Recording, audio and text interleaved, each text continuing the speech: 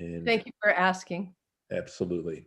Welcome, everyone. And we will start, of course, with our bracha. Baruch atah Adonai Eloheinu melech haolam asher kitshanu b'mitzvotav v'tzivanu la'asok b'divrei Torah. Amen. Amen. Go to the screen share. So this is where we left off. We just got a few more statements to make about the Jubilee year, the Yovel year. And so here we go. Bishnat HaYovel, in this year of the Yovel. Hazot, this Yovel, on the year of this Yovel, Tashuvu ish el achuzato. Every man should return to his holding.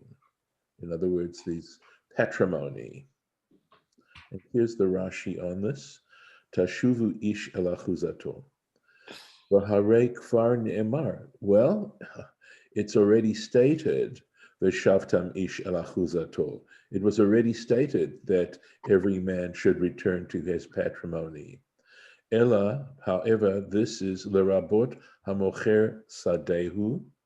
This is to include a case where someone sold his field, the Ahmad Beno, and his son got up, Uga'ala, and he redeemed it. In other words, the situation is Reuven sold a field to Shimon, and of course it's sold, as you know, for the number of years.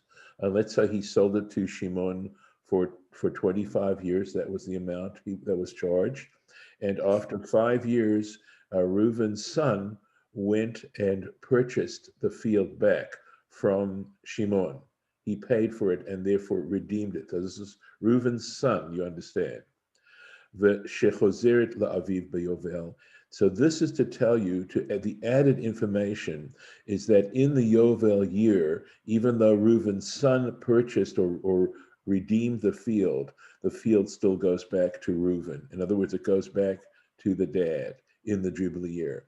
And you might have thought that since Reuven's son redeemed it, it would have stayed within the family, and therefore it would have remained Reuven's son's field, but it doesn't. It goes back to Reuven. So that's what this additional, in other words, it emphasizes the fact that the field goes back to the original owner, Now we go on to something a little bit different. The kri timkaru mimkar la'amitecha. And if you sell something, this is referring to land though, if you sell property to your fellow,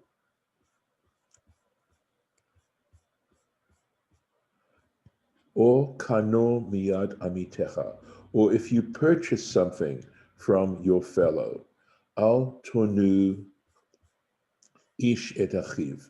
A man should not overreach his brother, meaning you shouldn't, when you sell something to someone, you shouldn't charge them too much, you shouldn't overcharge them.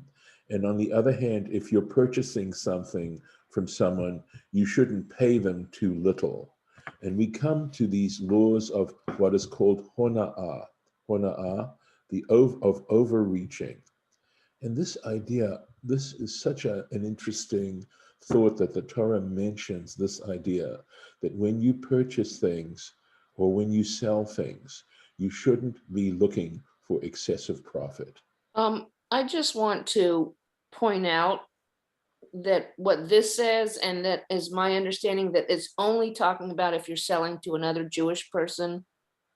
Yes, it does sound like it because it says ish et achiv. Right, you're right, Lauren. And this possibly was the cause of anti-Semitism, because obviously non-Jews talked about this, all right? I'm not sure, though, that it says, we can interpret the Torah in more than one way. And I could interpret it to say that it doesn't mean necessarily, even though it may mean your fellow Jew, it is actually saying to us that we should treat each other as brothers. I agree, but I don't But you're right. I believe the rabbis did not teach it that way, and that there were a separate set of Correct. regulations for how you would treat a Jewish person versus Correct. somebody A else. fellow Israelite. You are right. And the truth is that the Torah actually has, in some cases, support for that particular interpretation. But I then apply this other principle uh, that there were two statements that I have come across which explain what's going on, and which to me support the way in which I'm taking the meaning here. So it could be that the Torah provides a context. I've seen attempts to explain these particular things that rub us the wrong way, to talk about a situation. Justice has to do with the application to everyone. If the rules apply to some people but don't apply to other people who are all in the same basic category, then it's not justice anymore. So the idea that What do somebody, you mean the same basic category? well, let's put it this way: if you're rich or whether you're poor, there might be some distinctions to be made. But let me give you the best example I can come up with. And Lauren, you have a better understanding because your father was a lawyer of law than I do. But for example, if somebody's on your property and they injure themselves and it's by their own negligence, right? Because it happened on your property, you're still responsible, which doesn't sound fair. But what makes this fair is that it applies to anybody. So if I'm on somebody else's property and I injure myself on their property through my own negligence, it doesn't make any difference. I mean, there may be certain issues within that I will Mm. have to take responsibility for. But there's a Well, the basic law. only thing that doesn't ring true to me is that nowadays they're saying you're allowed to hurt or kill somebody who's on your property. Okay, I don't want, that could start a whole different kind of subject. It can, I don't want to start that but subject. as Can far I as categories, because there's Israelite and non-Israelite too. That's right. But in this particular case, okay, so say let me, something? yeah, go ahead, please. Thank you. Um, with this, and I can see what you were saying, Mordecai, about some of this being one of the things that has caused anti-Semitism when looked at from one point of view. And also what my takeaway from being involved in now so many of the laws and values of my heritage, one thing that is at the center of that is the Shema, which is treat that what it does is it brings to mind to treat everyone as if as well as yourself, treat your neighbor almost better than yourself. So when it comes to dealings with all peoples, not just Jewish people, I translate these values that I'm learning here um, very broadly, considering the times and bringing them into life right now as to treat everyone fairly, not just Jewish people. So, Lisa, I want to give you support from an interpretation of the Shema, which says, "V'ahavta et Hashem Elokecha," you shall love the Lord your God, which the rabbis also changed the pointing. There's no vowel points in the Torah, and they translated it as sort of I don't know exactly the form it would take, but instead of being a po'al, they translated it sort of into a hifil form, and they pointed the va'ahavta in such a way that it means you shall cause to be loved. In other words, you shall cause the Lord your God to be loved, and to Cool. in a way that brings people in. So let me finish this point that I'm sorry it's taking time That's because okay. Lauren's question it's a very deep question. The point that this particular commentator was making was that because other people were treating Jews in that particular way, that there were laws in the country which allowed people to treat Jews in this unfair kind of way. It set up a situation where if Jews, that's just the way people were behaving. There's a law in selling iron, like when you sell basically pig iron to another company, you're allowed to salt the iron, it's sold by weight, and you're allowed to allow a certain amount of non-iron. In other words, I can't think of the word right now, but stuff that isn't really iron, and you're allowed to Refining. add. Say that again. Sorry. Refining. No, I'm thinking of just the opposite, that the point is that when you sell this, you can sell along with it, along with the weight, you can sort of salt it with other kinds of stuff. And because everybody does it, it's understood as common practice, and it's not considered illegal.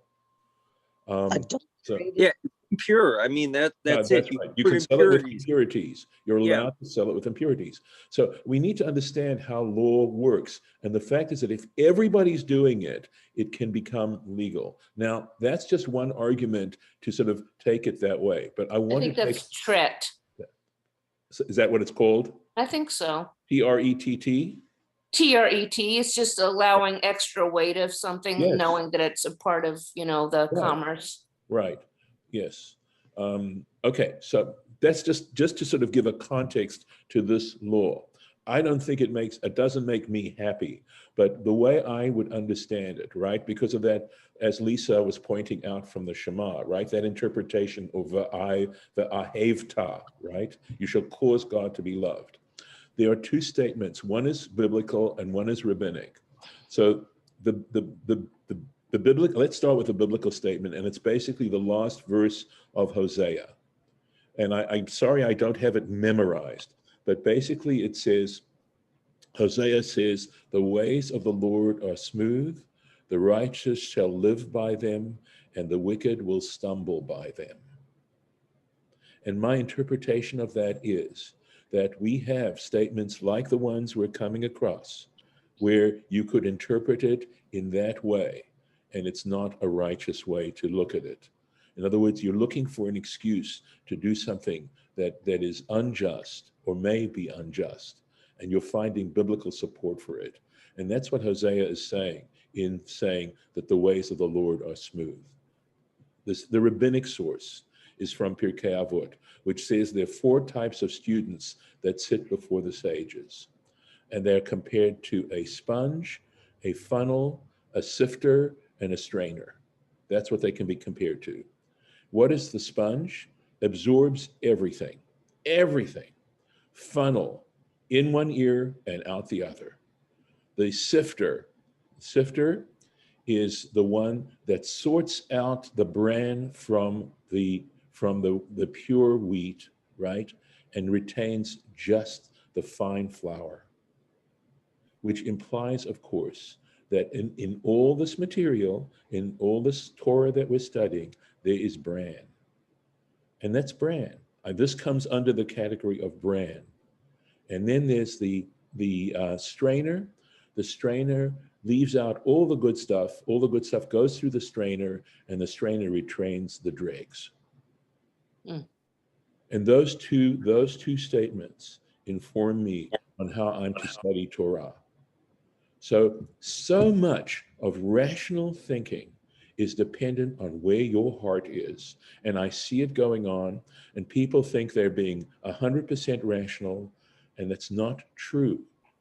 And we have to be able to look into our hearts and say, how am I looking at it? Because your heart is the filter. And your heart will filter out. It'll just act like these 4 different students that are mentioned in Pirkei Avot.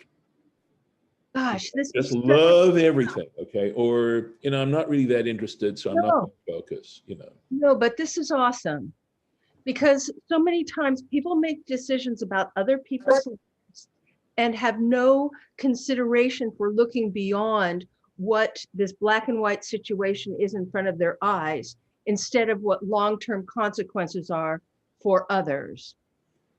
So looking through a filter of love like this, and values, and inclusiveness for all, that's how I am bringing my studies to myself and into the world from this. And Rabbi, this is one of the reasons I choose you as a teacher, because these interpretations and the explanations you gave with those 2 texts, I had not heard before. I had not heard that one from the Shema. I mean, I liked Lisa's version of it, but I hadn't heard anything like that before. And I don't think that they're very well taught. But yet they're there.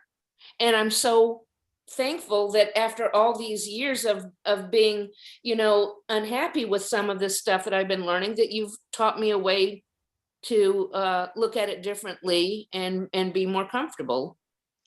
Thank you, Lauren. I appreciate that. You can imagine how excited I was when I read that Hosea verse and realized what the interpretation could be, and also that Pirkei Avot verse, which had never occurred to me. In other words, sometimes what it doesn't say says a lot, okay? Mhm. So yes, you can either say, well, it's just your brother Jew and fellow Jew that you can treat fairly, or you can say, no, what the Torah has really come to teach you is that you need to consider everyone your brother. And by brother, of course, I mean brother and sister. Amen. So, I mean, there's such beauty here. And the trouble is, if you look at it from the ugly side, right? If you put on that ugly filter or that ugly lens, then you just start to reject everything. And it's so unfortunate. It's tragic, because you can see in the amount of time that we spent together how transforming this process is. And it just lifts your heart. I mean, you have to know just how grateful I am that this has been open, that this door has been open for me. I mean, when I say this is the life and the length of our days, that is not just a trite saying.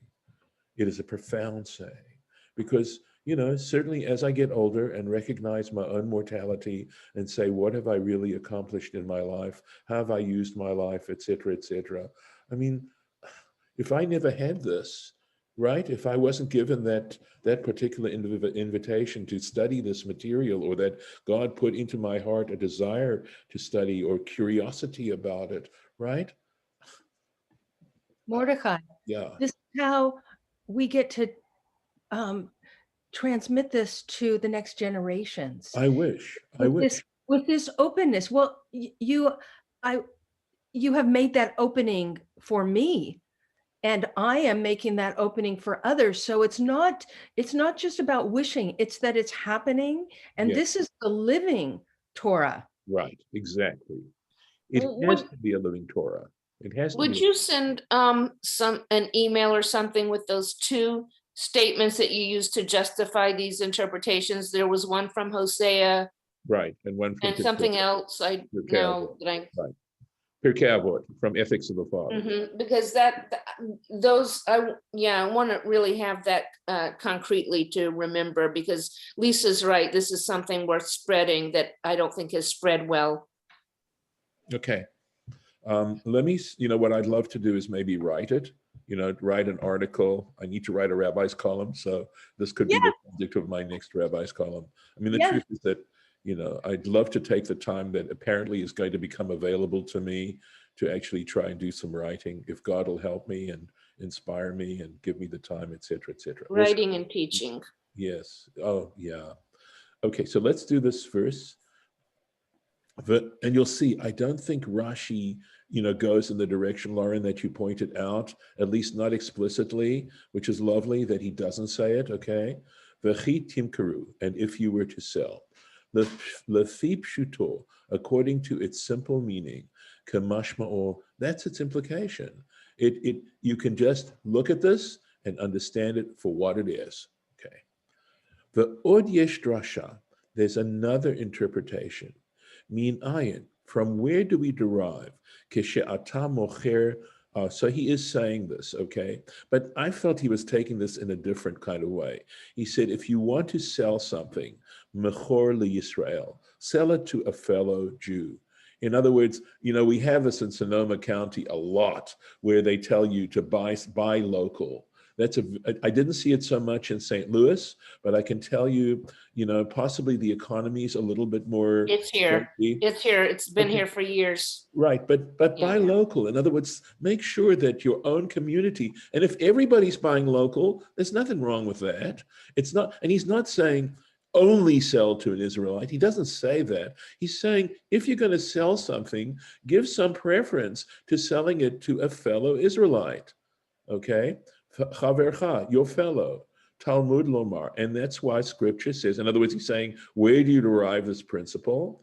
V'chitim karu mimka. If the use of the language here is, if you're going to sell mimkar la'amitecha machor. He says, if you sell, putting a comma sort of to say this, if you are to sell merchandise, sell it la'amitecha machor. Sell it to your fellow. Uminayin she'im bata liknot, and if you're going to buy something, kaneh mi-Yisrael. And there is this idea within the Jewish community that we need to take care of our own. Saying we need to take of our own isn't saying we need to take exclusively of our own. It's not saying, oh, don't concern yourself about others. But I think, this was one of Charles Dickens's big soapboxes, right? He wrote some of his novels. One of the things that Dickens sort of preaches about are the for example, this person who loves supporting the people in Africa, right? The pygmies in Africa, and her own children are going without shoes. And I think that's what this is addressing. That if you're not taking care of your own family, but you're doing such good for others, that's not right. That's not right. We have to take care of, and it's like the Hillel saying, remember, if I'm not for myself, who will be for me? But if I'm for myself alone, then what am I? These are building blocks for community. Of course. And community, then you can support that outside. That's right. Community. It's just setting some priorities. It's just trying to prioritize things. And that's how I'm understanding Rashi right here. And I totally get it. And I think he's absolutely right. And of course, he's quoting rabbinic sources. Talmud Lomar. And so likewise, if you're going to sell something, give preferential treatment to a fellow Israelite. Or kano miyad amitecha. Or if you buy miyad amitecha, it should be from your fellow. Okay. Let's see. I think it might be a little bit more, but we're running out of time. One more Rashi, small. Good. Okay, so we'll finish with this. Al tonu. Do not overreach. Torat Kohanim. This is from, of course, a Sifra. And Baba Metzia, by the way, the tractate of Baba Metzia goes heavily into this idea of hona'ah. Okay, and it says, Zo ona'at mamon. This has to do with overreaching financially. There's also something later on, because it repeats this kind of mitzvah, and Rashi says that's a reference to something called ona'at dvarim, overreaching with words, which is like giving someone bad advice. So but again, the idea of ona'ah, and later on elsewhere, it talks about charging interest, and that kind of way of doing it. Ribit is what it's called. And neshech. So that there are prohibitions against charging interest. Unfortunately, there are things that wouldn't happen that are good, that require some profit to be made. So that's a whole other subject, maybe to be dealt with at another time. But that's where I'm going to stop today. And although I see I have like 2 minutes. So, okay, I'll just do one quick, although there's a long Rashi on this. Very long Rashi, but you could read the... Yeah. So, but just to read the verse, the mispar shanim achar hayovel, according to the number of years following the Jubilee year. In other words, the Torah is giving a specific example of what they mean by saying overreaching, right? So, according to the number of years following the Jubilee, tikneh me'et amitecha, you should purchase from your fellow. And what are you really purchasing? The mispar shnei tvuot yim korlach. He should give you at least the number of, shnei tvuot can mean the number of years of harvests he should sell to you. And as Rashi's going to explain, and the Torah itself is basically going to say, if in fact, let's say there are 5 years left to the Jubilee year, and so you've got basically 5 harvests, you might have 6 if he sells it to you early, then you can sell it according to a lesser price than you would have to pay if it was from from the beginning of the Jubilee cycle. If you're going to get 50 harvests, then the charge for the field has to be proportionately greater.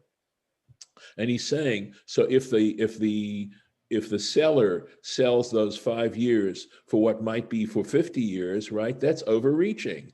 You need to see and sell it according to the value that it is. And on the other hand, if there's 49 years to go and the seller is paying underpaying for that number of things, then that's overreaching on the part of the buyer. So it can go either way. And the Torah is saying, you look at the value and you don't try and trick people or overreach on people. You want to be fair to people. So let's stop the share there and give you a chance to comment if you would like. So if you are by profession, like maybe by required profession, a money lender, or some kind of banker, or if you're a dealer, say in collectible items like records or whatever, I've worked in record stores. I mean, you have to make a living. Right, exactly. And sometimes that involves like a kind of big profit on one piece, knowing also that you're eating profits on other pieces. It's kind of balances out. And, if you're making a really good living, of course you want to give a lot of that money away, but nonetheless it's not like, I don't know ethically if it's always wrong to, like, for instance, to not charge interest, or to if that's how you make your living, and you can't just lend the money and make a living by getting it returned or not getting it returned. Right. Or as a dealer, you might have, underpay for a certain item, but you're doing that to help, your costs and to make a living. Right. And I agree with you. Yeah, and also, I okay. agree. Yeah, also, go ahead. Go ahead, Lisa, and then David. Thank you. Okay, I agree with you totally, Lauren, because my brother, we've dealt in jewelry and antiques and gold and silver and things like that. And some people get very good prices because they're really in need. And that is taken into consideration. And sometimes I have searched boxes and boxes and gotten my hands filthy dirty at flea markets and bought boxes of things and had an immense profit in those boxes, but also those people that were clearing things out, it lightened their load. So those kinds of things do balance out. I agree with you totally, Lauren, about that ethic, and that it does not have to apply completely across the board. So yeah, David, go ahead, David. Yeah, what I was going to say was it seems to, it also seems to kind of push away the notion, of negotiating and bargaining, because depending upon the objectives, right? Because the way that usually negotiating and bargaining objectives becomes a win-lose situation as opposed to a win-win. This promotes the idea of win-win, but we don't take it that way, right? So it almost says you shouldn't be doing that, because otherwise you fall into that win-lose trap as opposed to win-win. That's, which to me is interesting, because, a lot of things we do are based on that win-lose proposition as opposed to win-win. Right. But if you have that win-win in your heart, you're also open to discovery. Such just recently happened with my brother, that a woman came into the store in need of basics for her child and wanted to sell something, and she thought it was worth a lot of money, and it wasn't. And so he gave her the honest truth about that. And then the people that work for him were overhearing this, and they took out of their pockets a collection from the store and gave it to her, along with her item back. So that kind of bargaining, in truth, can lead to great gifts. No, I totally agree. I think it's a matter of how people, what people put in their heart, and then the protection, the protections against them, not having it in their heart, right? Which is kind of what and that's the balancing part, right? Because basically under this, if you listen to this carefully, right, corporate negotiators shouldn't exist, right? Because their whole job is made up of win-lose, not win-win. So that's yeah. But I think that's the balance is what's in your heart versus the protections against people, and not overstepping that. I don't know how that's put in place, but that's to me what we seem to should be able to strive for.